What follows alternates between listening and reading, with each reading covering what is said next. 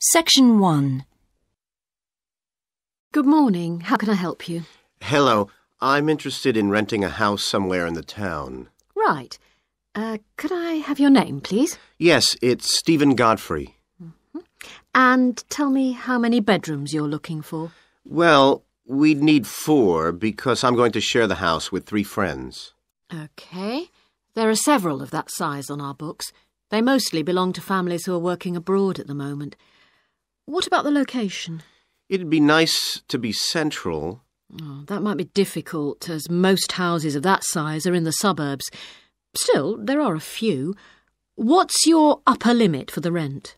We'd like something around £500 a month, but we could go up to £600 if we have to. But we can't go beyond that. Do you know how long you want to rent the house for? The minimum let is 6 months, as you probably realise. We're at college here for 2 years, and we don't want to have to move during that time if we can avoid it. Right. And how soon do you want to move in? All our lets start on the 1st of the month. Well, as soon as possible, really. So that means September 1st. OK. Let me have a look at what we've got. We have photographs of all the houses on our book, so you can get an idea of what they're like. There's this one in Oakington Avenue at £550 a month, combined living room and dining room with a separate kitchen. It doesn't have a garage, though you can park in the road. We'd prefer to have one if possible. Right. Then have a look at this house in Mead Street. It's got a very large living room and kitchen, bathroom, cloakroom. How much is it? That one's £580. It's very well furnished and equipped. It also has plenty of space for parking, and it's available for a minimum of a year. Oh, and there's a big garden. I don't think we could cope with that, to be honest. We'll be too busy to look after it. OK. Then there's this older house in Hamilton Road. Living room, kitchen, diner, and it has a study. £550 a month. That looks rather nice. But whereabouts in Hamilton Road? Towards the western end. Oh, that'll be very noisy. I know the area. Yes, it's pretty lively, but some people like it, though.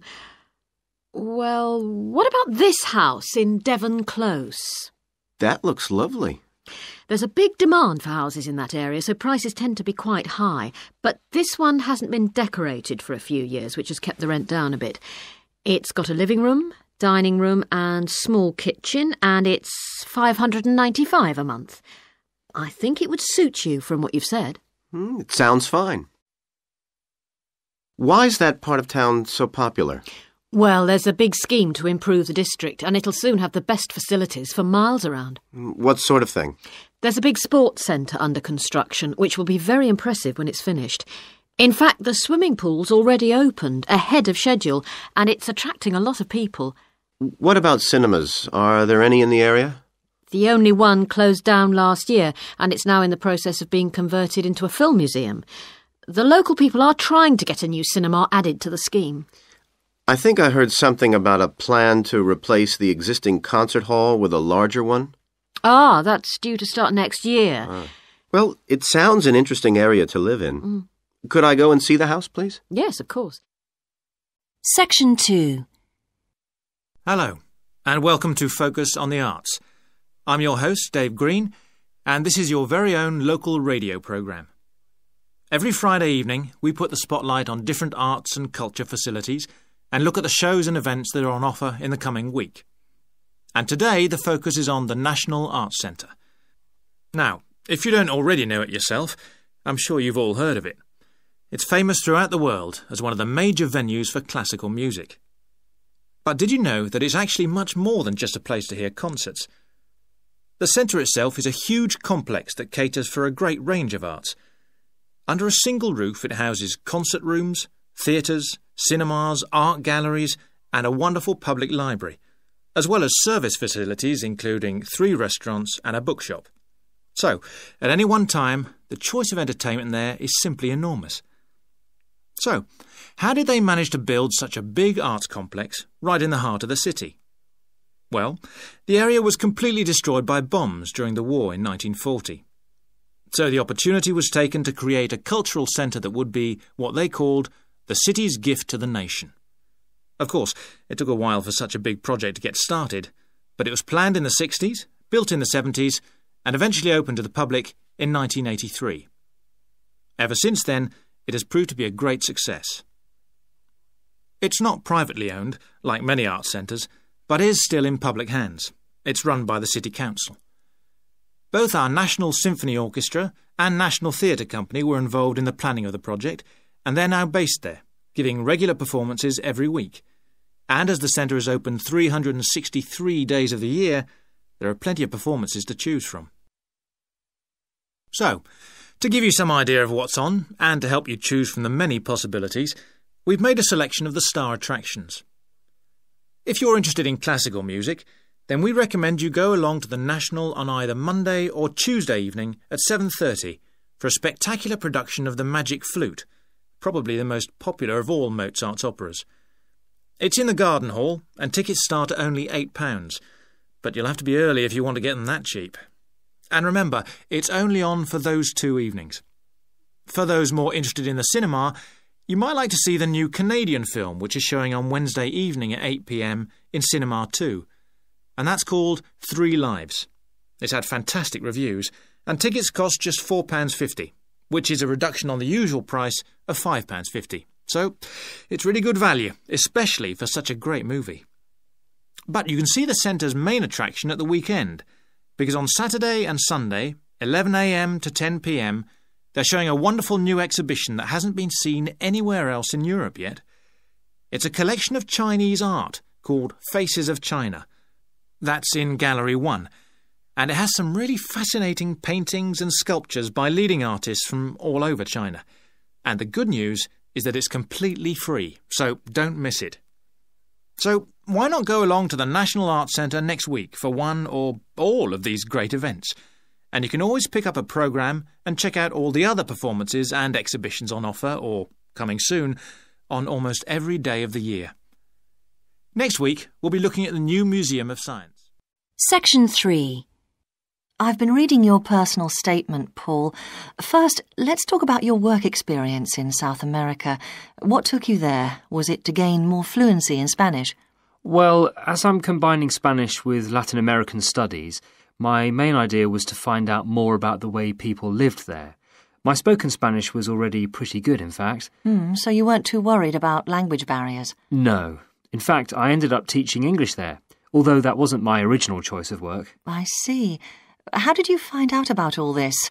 I found an agency that runs all kinds of voluntary projects in South America. What kind of work? Well, there were several possibilities. You mean construction, engineering work? Yes, getting involved in building projects was an option. Then there was tourism, taking tourists for walks around the volcanoes, which I actually chose to do, and then there was work with local farmers. But you didn't continue with that project. Why not? Because I never really knew whether I'd be needed or not. I'd thought it might be difficult physically, but I was certainly fit enough. No, I wanted to do something that had more of a proper structure to it, I suppose. I get demotivated otherwise. What do you think you learned from your experience? It must have been a great opportunity to examine community life. Yes, but it was difficult at first to be accepted by the locals. It was a very remote village, and some of them were reluctant to speak to me, although they were always interested in my clothes and how much I had to pay for them. Well, that's understandable. Yes, but things soon improved. What struck me was that when people became more comfortable with me and less suspicious, we really connected with each other in a meaningful way. You made good friends? Yes, with 2 of the families in particular. Good. What about management? Did you have a project manager? Yes, and he gave me lots of advice and guidance. And was he good at managing too? That wasn't his strong point. I think he was often more interested in the academic side of things than filing reports. He was a bit of a dreamer. And did you have a contract? I had to stay for a minimum of 3 months. My parents were surprised when I asked to stay longer, 6 months in the end. I was so happy there. And did anything on the administration side of things surprise you? What was the food and lodging like? Simple, but there was plenty to eat, and I only paid $7 a day for that, which was amazing, really. And they gave me all the equipment I needed, even a laptop. You didn't expect that then? No. Well, I'll look forward to hearing more. But now let's look at these modules. You'll need to start thinking about which ones you'll definitely want to study. The first one here is Gender Studies in Latin America. It looks at how gender analysis is reconfiguring civil society in Latin America.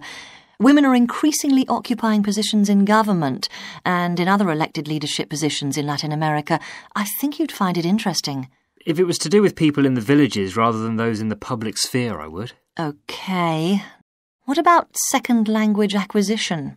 Do you think I'd find that useful? Well, you've had some practical experience in the field. I think it would be. I hadn't thought about that. I'll put that down as a definite then. OK. What about Indigenous women's lives? That sounds appropriate. I thought so too, but I looked at last year's exam questions and that changed my mind. Don't judge the value of the course on that. Maybe talk to some other students first, and we can talk about it again later. OK. Yes, and lastly, will you sign up for Portuguese lessons? My Spanish is good, so would I find that module easy? Not necessarily. Some people find that Spanish interferes with learning Portuguese, getting the accent right too. It's quite different in a lot of ways. Well, I'd much sooner do something else then. All right. Now, what we need to do is make a... Section 4. Good morning, everyone. In the last few lectures, I've been dealing with business finance, but now I'm going to move on to business systems. And in today's lecture, I'm going to talk about what can go wrong when businesses try to copy their own best practices. Once a business has successfully introduced a new process, managing a branch bank, say, or selling a new product, the parent organization naturally wants to repeat that success and capture it, if possible, on a bigger scale. The goal, then, is to utilize existing knowledge and not to generate new knowledge. It's a less glamorous activity than pure innovation, but it actually happens more often, as a matter of fact. However, surprisingly, getting things right the second time is not necessarily any simpler than it was the first time. Now, there's been a lot of research into how companies can repeat their previous successes, and it certainly hasn't been confined to the United States. It seems that most large industries are trying to repeat their own successes and manage the knowledge they've acquired. But even so, it has been shown that the overwhelming majority of attempts fail. A host of studies confirm this, covering a wide range of business settings: branch banks, retail stores, real estate agencies, factories, call centers, to name but a few. So why do so few managers get things right the second or third time? Let's consider one reason for failure: placing too much trust in the people who are running the successful operation, the experts, shall we say. Managers who want to apply existing knowledge typically start off by going to an expert, such as the person who designed and is running a successful department store, and picking their brains. Now, this approach can be used if you want to gain a rough understanding of a particular system, or understand smaller, isolated problems. The trouble is, even the expert doesn't fully grasp the whole thing, because when it comes to complex systems, the individual components of the process are interwoven with one another. The expert never has complete access to the necessary information. And the situation's complicated even further by the fact that experts are usually not aware of their own ignorance. The ignorance can take various forms. For instance, a lot of details of the system are invisible to managers. Some may be difficult to describe, learned on the job, and well known by workers, perhaps, but impossible to describe in a way that's helpful. And there are some things that people know or do that they're not even aware of. Now, let's consider two types of mistake that can occur when a manager actually starts to set up a duplicate system to replicate a successful process. Firstly, perhaps he forgets that he was just trying to copy another process and starts trying to improve on it. Another mistake is trying to use the best parts of various different systems in the hope of creating the perfect combination. Unfortunately, attempts like these usually turn out to be misguided and lead to problems. Why? Well, for various reasons. Perhaps there weren't really any advantages after all, because the information wasn't accurate. Or perhaps the business settings weren't really comparable. More typically, the advantages are real enough, but there are also disadvantages that have been overlooked. For example, the modifications might compromise safety in some way. So, what's the solution? Well, I don't intend to suggest that it's easy to get things right the second time. It's not. But the underlying problem has more to do with attitudes than the actual difficulty of the task, and there are ways of getting it right. These involve adjusting attitudes, first of all. Being more realistic and cautious, really. Secondly, they involve exerting strict controls on the organizational and operational systems. And this, in turn, means copying the original as closely as possible. Not merely duplicating the physical characteristics of the factory, but also duplicating the skills that the original employees had. Reliance on a template like this offers the huge advantage of built-in consistency.